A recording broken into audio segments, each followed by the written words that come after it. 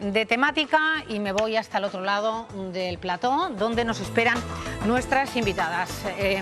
Es un tema muy interesante que me gustaría que no se perdieran nuestros telespectadores, porque vamos a intentar ayudarles a ustedes, familias que nos ven cada tarde, a los padres y madres, al entorno familiar de estos menores que encuentran, como les digo, en Internet, igual que hay cosas muy buenas y muy positivas, y esto de no poner puertas al campo, todos entendemos que es una realidad. Lo que también es una realidad es el adelanto en el consumo de pornografía en menores de nuestro país. Hasta los 8 años, hasta una edad tan temprana como los 8 años, es el primer acceso a esta pornografía. Conocíamos estos y otros muchos datos que ahora iremos analizando con nuestras expertas, porque se ha lanzado un informe hace apenas unos días, la pornografía, en la nueva pornografía y los cambios interpersonales, y vamos a hablar además con uno de los autores de esta investigación, nueva pornografía y cambios de las relaciones interpersonales. Así que sin más, vamos a hacer las consiguientes y pertinentes presentaciones, porque, como les digo, el tema lo merece. Está con nosotros Lucía Sumillera, que es sexóloga. Bienvenida. Hola. Junto a ella, María Teresa Vicente Calvo, que es fiscal de menores en Valladolid. Bienvenida. A este otro lado está Clara del Rey, que es inspectora del Cuerpo Nacional de Policía y que además, muy buenas tardes, Clara, se encarga de dar charlas sobre estos temas en los colegios. Y junto a ella está Marisa Garcés, que es psicóloga del Grupo de Trabajo en TIC, que son Tecnologías de la Información y la Comunicación, del Colegio de Psicología en Castilla y León. Bienvenidas a las 4, y bienvenido también, si me lo permiten, al presidente de la Red Jóvenes e Inclusión Social, a Carlos Rosón, que me parece que le tenemos, compañeros. Bueno, en cuanto le tengamos, le saludamos. ¿Le tenemos? A ver. Buenas tardes. Muy buenas tardes, muy buenas tardes. Le tenemos aquí. Bueno, señor Rosón, gracias por este informe que arroja datos que iremos pormenorizadamente analizando, pero que nos ha dejado a muchos que no estábamos dentro de esta cuestión, nos ha dejado bastante sorprendidos. Por ejemplo, la edad de inicio en el acceso a esta pornografía a través de Internet, incluso, aunque la media sea en los chicos de 14 años o las chicas de 15, 16, pero hablamos incluso de a los 8 años, unas cifras, entre otras muchas, decimos, señor Rosón, que nos han dejado absolutamente preocupados. Bueno, lógicamente, por otro lado, efectivamente la edad media de acceso, según el estudio, son los 14 años, pero 1 de cada 4 ha tenido acceso por debajo de los 13 años, y la primera edad destacada, ¿no? la edad mínima es la de 8 años. Un niño de 8 años no busca pornografía, se le aparece la pornografía. Y eso es una de las características principales de esta nueva pornografía que hemos estudiado, ¿no?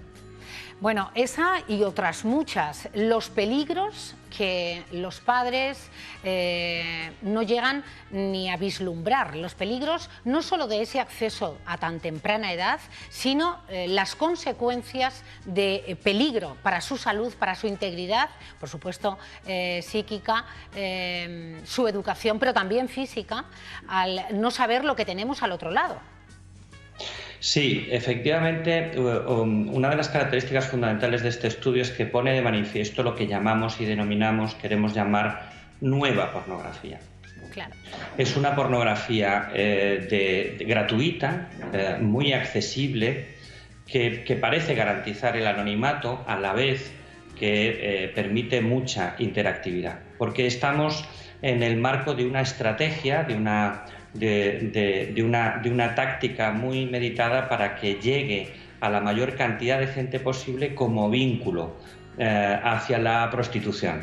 Cuando se intenta llegar a la máxima población posible, se intenta llegar a través de un fenómeno como son las pantallas, sobre todo los teléfonos móviles. Y si tenemos en cuenta que cada vez más nuestros hijos e hijas tienen móvil a más temprana edad, pues la ecuación está servida. Claro, y si no lo tienen ellos, pues lo tienen siempre amigos del entorno para poder acceder a esas pantallas.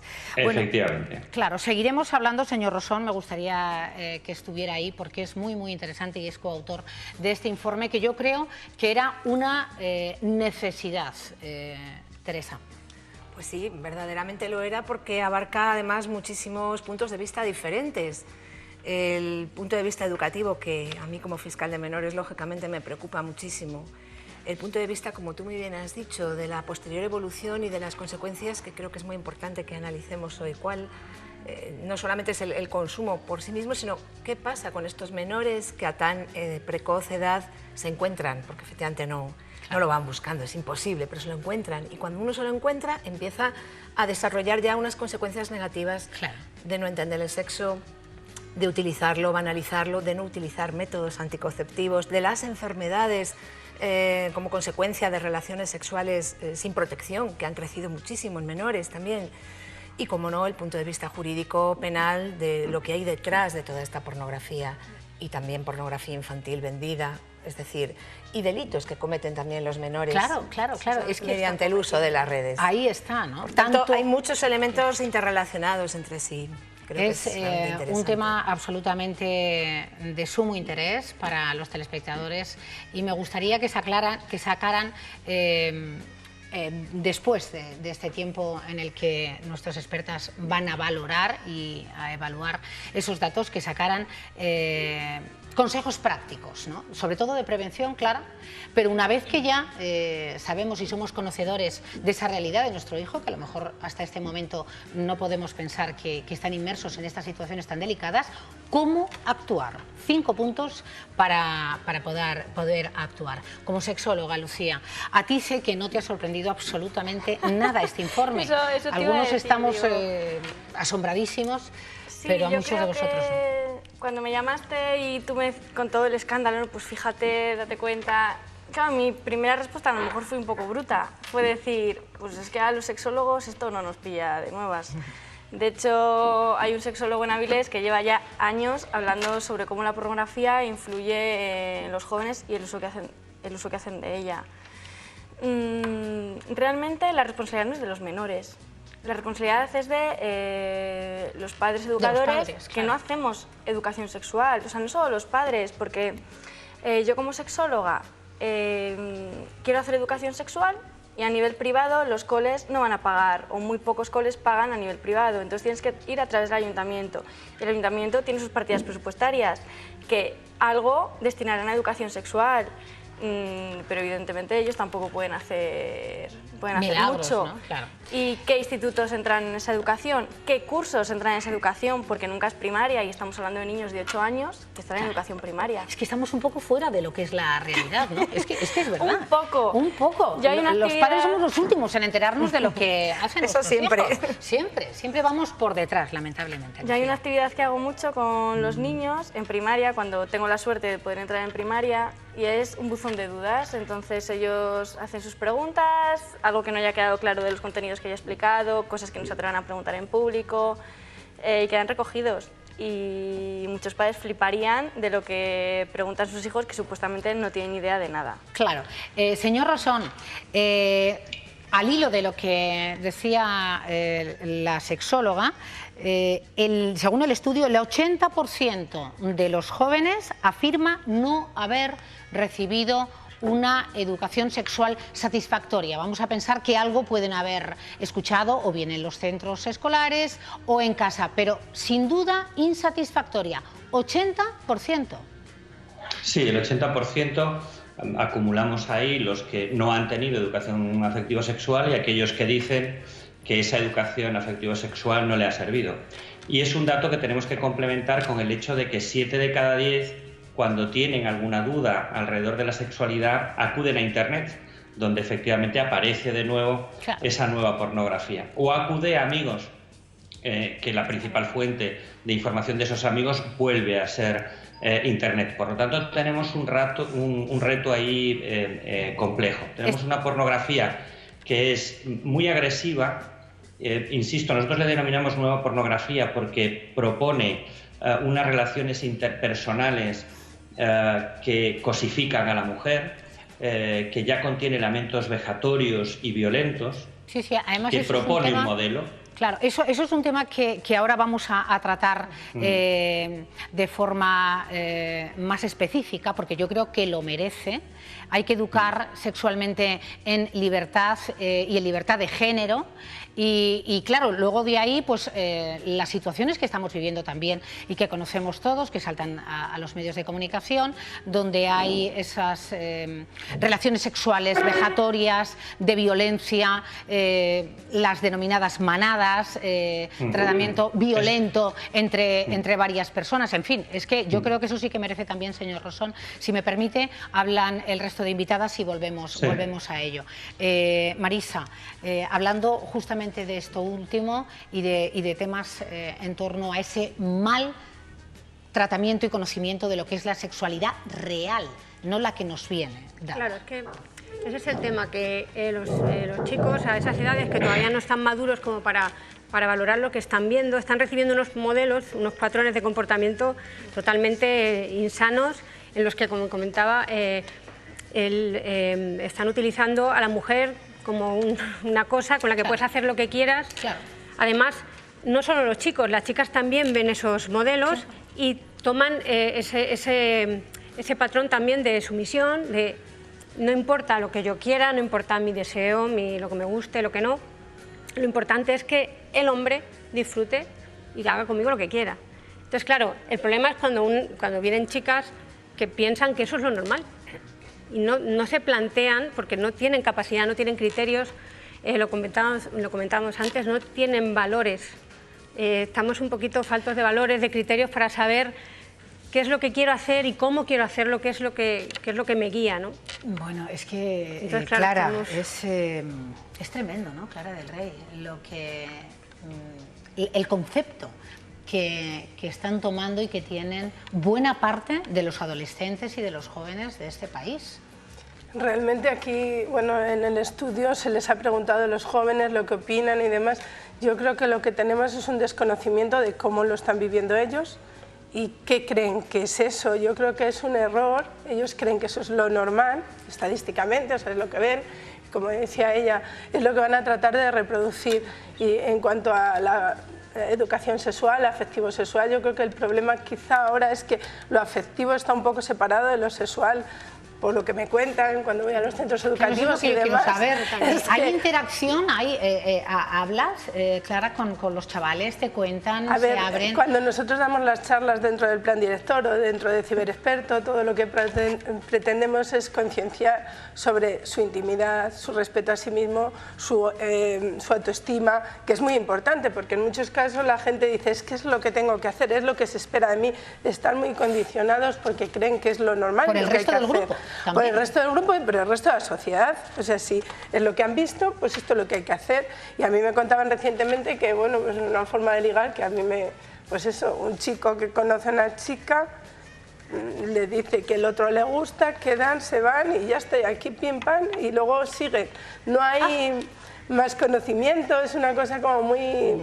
Pues eso, muy poco afectivo, es todo muy... Y hay, claro, y todo eso también amenizado con las aplicaciones móviles. Donde eso ya es otro tema importante que estamos viendo, que tanto Guardia Civil como el Cuerpo Nacional de Policía ha descubierto que hay muchísimos perfiles, tanto en Tinder o en Grindr, que son un poco más especiales, que son aplicaciones para ligar, que en teoría son para mayores de 18 y claro, como ahí no hay un portero que te pida la edad, los niños se meten y están siendo expuestos y además confundiendo a la otra parte, porque si una chica de 15 años dice que tiene 18, pues otra persona puede interactuar con ella, con lo cual a veces podemos ir hasta el tema delictivo. Ahí voy, tanto la compete a Clara como a Teresa, como fiscal de menores, es que luego viene ahí.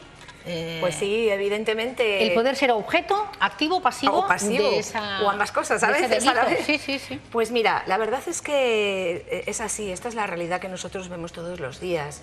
Nosotros estamos trabajando tanto desde el área de protección de menores como desde el área de reforma a menores, el área donde los menores cometen delitos, que el número de delitos cometidos relacionados con la pornografía o con el mal entendimiento del sexo, no como una forma de comunicación con una persona a la que quieres, que no necesariamente tiene por qué ser tu pareja, pero que, como muy bien ha dicho Clara, no estamos sabiendo transmitir a nuestros hijos que el sexo es una forma, la superior forma de comunicación entre una pareja que se quiere, pero previamente hay algo más. Y como bien ha dicho Clara, ¿qué sucede con un menor que a los 8 años, de forma casual, porque ha puesto, pues no sé, culo o teta en el teléfono móvil que le acaban de regalar porque ha hecho la comunión o por su cumpleaños, que desgraciadamente esto, de verdad, que yo desde aquí sí que tengo que decir que los padres tenemos que ser responsables en esto. Mira, sobre esto que estás diciendo, Teresa, efectivamente, ahí está, en el tema masculino, un 62,5%. Pero ¿sabes por qué? Porque el móvil se lo llevan. Y un 38, claro. El móvil vive con ellos. Acceso permanente. Claro. Bueno, ya ordenadores, tabletas... Pero fijaros que nos ha pasado que hace muchos años, yo no voy a hablar de cuando yo era una adolescente, que esos son muchos años, pero no hace tanto tiempo, cuando los padres veían una película con los hijos en su salón y veían que la película no era apropiada para ellos, les mandaban a la cama. ¿Qué nos ha pasado a los padres? Que con Internet no tenemos ese cuidado. No sabemos hacerlo, yo pregunto también, ¿no sabemos hacerlo o creemos que...? Me gustaría además que la contestara cada uno y empezamos por el señor Rosón. ¿Qué estamos haciendo, señor Rosón, los padres, como decía la fiscal, que no sabemos lo que están haciendo nuestros hijos? Entiendo, esto es como el valor de la mili, se presupone, se intuye que lo hacemos con la mejor intención, pero el desconocimiento es absoluto. ¿Qué estamos haciendo? Bueno, ahora el desconocimiento es menor, porque efectivamente disponemos de este tipo de investigaciones. Claro, claro. Yo creo que lo más importante es establecer un diálogo crítico con nuestros hijos. Es un hecho que están accediendo a este tipo de pornografía, es un hecho que es un tipo de pornografía que está condicionando, como muy bien habéis señalado, las relaciones interpersonales entre los jóvenes y, por lo tanto, la primera vía es establecer un diálogo con ellos para darle herramientas de interpretación. Tenemos que pensar que es un 87% de jóvenes que han accedido en una muestra de 2.500. Por lo tanto, no podemos pensar que nuestros hijos no han tenido acceso a ese tipo de pornografía. Por lo tanto, es muy importante hablar. Y yo creo que se combina, como también muy bien habéis dicho, con una reflexión muy profunda sobre la educación afectivo-sexual que están recibiendo, tanto en casa como en las instituciones educativas. O sea que ahora van a contestar el resto de invitadas, de expertas, señor Rosón, pero usted apuntaría a que el primero de esos 5 consejos que queremos hoy destacar sería la de la educación afectivo-sexual y hablar. No pensar que porque son pequeños no van a estar al cabo de estas situaciones que estamos comentando. No, es más, si pensamos que cada vez ponemos en manos de los niños con menor edad dispositivos móviles, los 8 años entiendo que si repitiéramos la investigación dentro de algunos años, esa edad se iría rebajando. Estamos convencidos. Tremendo, tremendo después de este informe, efectivamente. No lo conocemos, Lucía, solo por las consultas, sino que después de este estudio que se ha hecho, desde luego todos los padres y las familias que estén viendo este programa o que les llegue este último informe no pueden hacer caso omiso a lo que es una realidad. 80% de los jóvenes de nuestro país. Sí, yo coincido con el señor Rosón cuando habla de educación sexual, pero antes de los 8 años, quiero decir, nacemos siendo seres sexuados, entonces, además las primeras preguntas que nos suelen hacer es muy pequeñitos, ¿de dónde salí yo? ¿De dónde ha venido mi hermanito? Y solemos tirar por peteneras y tirar por las semillitas, o algunas padres o madres más acertados buscan algún libro a la biblioteca, pero el tema nos causa pudor, vergüenza o un poco de temor porque no sabemos muy bien cómo abordarlo. Entonces, no hay que esperar a llegar a los 8 años. Si te van preguntando, vete contestando. Yo siempre digo que la sexualidad es como un puzzle, entonces A lo mejor a ti te ponen el puzzle antes de que tú estés cognitivamente preparado para saber cómo hacerlo, pero cuando tú lo estés, te será más fácil hacerlo si ya te han explicado previamente lo que es un puzzle, que las partes rectas se ponen en las esquinas, que poco a poco irán encajando. Porque con la sexualidad pasa que si tú tienes ya una base, poco a poco lo vas encajando. Y si además tienes el apoyo de tu entorno cercano, de saber que si vas a preguntar te van a responder sin juicio, que es muy importante. Crear esa confianza. Eso es, pero eso se genera desde pequeñitos, no cuando tienes 8 años, porque muchas veces que Clara sabrá más, cuando nos metemos en un lío de sexting, da mucho horror, pavor decírselo a nuestros padres, o sea, más que se puedan enterar, es el momento. Sí. Ay, Dios mío, ¿cómo se lo cuento a mis padres? ¿Qué van a pensar mis padres de mí? De hecho, esta necesidad es tal que no sé si os habréis enterado, pero desde el propio porno han surgido movimientos de porno educativo. Hay una página de... Yo la conocí el año pasado, sí que es verdad que en mi desconocimiento no sé cuánto tiempo lleva, yo me enteré de esto el año pasado, que es así, porno educativo. Entonces tú te metes y entonces tienes porno que puedes ver en diferentes niveles, los más hot, por así decir, son de pago, esos ya no... Lo cual también excluye a los menores porque no... Pero sí, ¿no? Como... Y mete mucha diversidad, que a veces falta. Por ejemplo, personas con discapacidad, ¿tienen sexo, no tienen sexo? Homosexualidad, como que parece que siempre cuando hablamos de estos temas es en una pareja heterosexual y con una relación muy coital, pero también se nos olvidan esas otras cosas. Y también una directora de porno, Erika Last, ha hecho un proyecto en el cual explica cómo explicar el porno a los hijos o las hijas. Quiero decir, yo no me voy a meter si eso está bien, está mal, no quiero incentivar ese debate, simplemente recalcar que esa necesidad está ahí y que desde el propio porno, que es lo que nos trae aquí, se están haciendo cosas para dar respuesta a todas esas demandas. Sacar algo bueno de lo malo, ¿no? No sé si mejor o peor, pero que está ahí. Está ahí y es una demanda que se está pidiendo. Eso está más que claro. ¿Qué estamos haciendo los padres, Clara y Marisa, para que esto esté como está? Desde mi punto de vista, los padres estamos dejando a los niños en manos de los smartphones. En vez de los smartphones, en manos de los niños, porque lo que estamos viendo es que todos estos contenidos los niños no los buscan. Cuando son pequeños no lo buscan, simplemente se lo encuentran. Entonces lo que tenemos que ser sensatos, si queremos dejarle un smartphone o lo que sea, un dispositivo a un niño con acceso a la red, tenemos que poner un control parental. A nadie se le ocurre dejar a un niño al lado de la piscina sin unos manguitos y no sabe nadar y sin vigilancia. Entonces tenemos que estar ahí desde los primeros pasos que den y explicando si aparece un pop-up o cualquier cosa con un contenido raro que al niño le pueda dar el morbo e ir a picar ahí a desarrollarlo, pues explicarle por qué sí, por qué no y bueno, lo que decía ella, ir aclarando sus dudas desde el principio. Yo ya otras cosas, pero sobre todo es muy importante control parental, no meter la cabeza, dejarles quitarlos del medio. Eso también sería otro consejo a añadir, además de los valorados, luego lo veremos en una pantalla. Marisa. Bueno, yo lo que estoy totalmente de acuerdo en que no se les puede dejar solos y que hay que intentar hablar con ellos. Y nosotros quizás trabajamos más en esa línea, ¿no? En enseñar a los padres a comunicarse con sus hijos. Yo sé que no hay tiempo, sé que vivimos en un mundo en el que vamos todos como locos para arriba y para abajo y es muy fácil, bueno, pues es complicado sentarse a hablar con ellos y muchas veces para que te cuenten cosas que no te interesan. O sea, hay veces que te cuentan unos rollos que si fulanita me ha dicho que tal.